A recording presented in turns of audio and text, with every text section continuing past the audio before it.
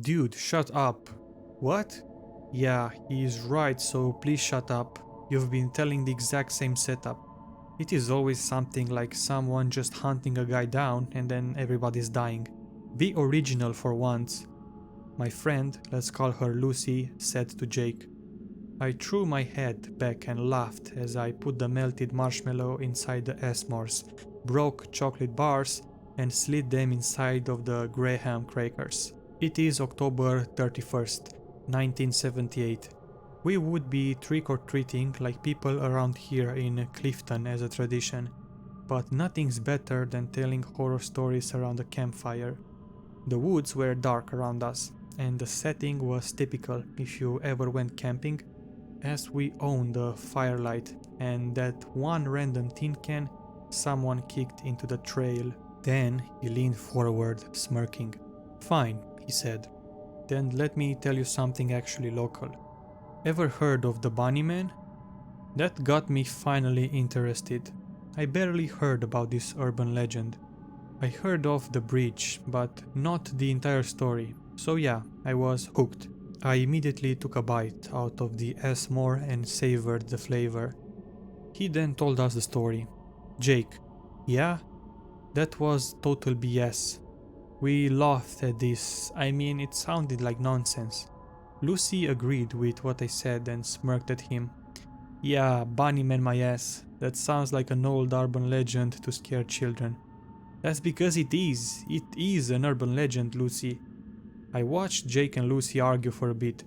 I just zoned out, but I knew they were arguing about the story and how it was stupid for something like that to evolve a man in a bunny costume until Jake dared us to go on a night walk. Now, this is when we agreed, and that was just us asking to be horror movie victims. Exaggeration, I guess, probably, but due to the dare, we were afraid to back down in front of the other people at the campfire. Jake led the way. He didn't say any word as he shone his flashlight through the tree stumps. Lucy whispered to me she wanted to remind me about something totally unrelated. We were supposed to do a project together, but that distracted us long enough to realize that Jake was gone. Lucy?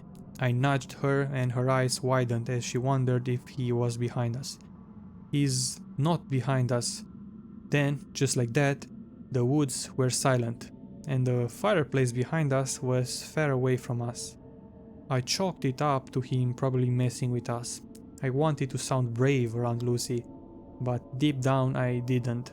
I felt a pit of unease in my stomach as Jake wasn't the type of guy to sneak ahead without laughing or shouting, not like this. Then we saw a trail heading towards some old railroad bridge, and then I could swear that I heard a crunch of bushes nearby and caught sight of a figure standing on the far side of the famous bridge. As soon as I looked up, my stomach dropped. This screamed urban legend, but something about this was clearly real. Just like that, the unease hit, and Jake's silence wasn't just him being dramatic. Something was out there. I tried to get a better look, and then I saw the ears. Lucy? She shook her head. She was frozen in disbelief, and then the figure moved slowly, giving me a better look at the person. It was someone in a bunny costume, specifically an Easter one. I didn't want to be here. I wanted to grab Lucy's hand as my mind and hers screamed run. We thought it was not funny. We started to know who this was. Jake, and it was perfectly obvious. But why? He didn't say a word, he just stood there as I croaked, my voice barely audible. Why? Lucy squeaked my hand and Jake tilted his head as if mockingly, as if savoring our terror. It felt like a cruel setup. Like we didn't know if Jake was trying to joke around at this point. The worst part? This was clearly planned. I swallowed hard. We need to move, I said to Lucy as he took a step. He pulled something from behind his back, an object that I couldn't picture him holding until now, and hummed the Run Rabbit Run song. We turned around and ran. We didn't stick around, as something about hearing such a song in a forest sounded very wrong.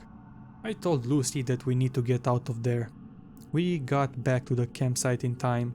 The firelight was gone as we heard Jake's, no, the bunnyman's footsteps getting lighter. We wished we had stayed at the camp, laughing like idiots. The bridge was now out of our distance, and then we saw him again. This time, the costume's face was carved in a way that looked like a creepy looking buck-toothed smile that stretched cheek to cheek. It was too dark to even see Jack inside of it by this point, and his arm that was holding the hatchet was covered in what appeared to be blood. The humming stopped by this point as I yelled out at Jake. Jake, what the actual hell did you do? He was spouting out random nonsense as he placed a plate, putting the bunny carcasses on there. He was refusing to answer my questions. I spoke much louder. Answer! Answer! Jake, what you've done to us was not cool. I don't think it's safe to even be... I was stopped. I pulled Lucy near as the hatchet was thrown close to where we were standing, nearly hitting one of us. This was our cue to get out of there. We lost Jake. We ran out to the entrance as Jake continued to follow us. A car drove by and the driver rolled down the window asking if we needed help until Jake grazed my shoulder, and by this point I had enough. I slapped him repeatedly until I was pulled away by Lucy and calmed down as the driver stepped out, asking what the hell was going on. Jake was clearly intoxicated as his mask fell off and he spoke to us. Dude, Lucy and... I pulled my hand forward.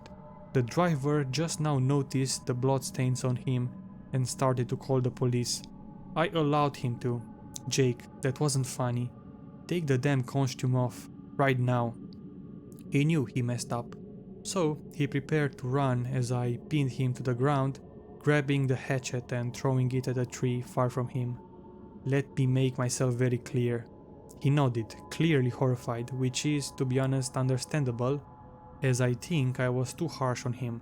But he nearly tried to kill us, so I had to act the way I did. Don't expect to see us again once you get out of prison, as you are now kicked out of our friend group. Lucy, being supported, nodded firmly.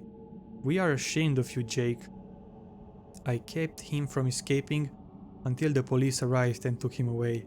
I don't know how long he'll be there, but the thing is, we all went to the same school. Lucy and I switched schools together after the incident, while Jake moved to a different neighborhood, closer than before. And I will admit, we've been showing some feelings for each other ever since. Honestly, it's a little silly to admit, but during that night I noticed her gestures, how she got close to me. We even kissed a bit before heading home. Suddenly? Yes, but it calmed me down. I still think about that night in October 78. It remains the scariest moment of my life. Even now, I tense whenever someone mentions the Bunny Man. Deep down, I know it was just another urban legend, but realizing there was a kernel of truth made it infinitely worse. I don't believe in the myths surrounding the bridge, but what happened that night took place nearby, right along that infamous crossing. My advice: stay away from that area and be careful who you trust, even if they seem like a friend. Though sometimes I do think about Jake. I do miss him sometimes, and I hope he gets out of the dark soon and acts like a decent person for once. And I am 100% staying away from that bridge. So dare me to, I won't listen.